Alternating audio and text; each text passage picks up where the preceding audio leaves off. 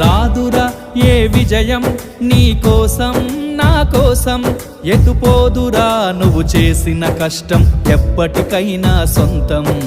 కాలంతో పయనించే వాడికి కానిది ఏముంది, సాధనతోనే సాధ్యమవ్వునని సదాశయంతో సాగర ముందుకు. రాదురా ఏ విజయం నీ కోసం నా కోసం, ఎటుపోదురా నువ్వు చేసిన కష్టం ఎప్పటికైనా సొంతం.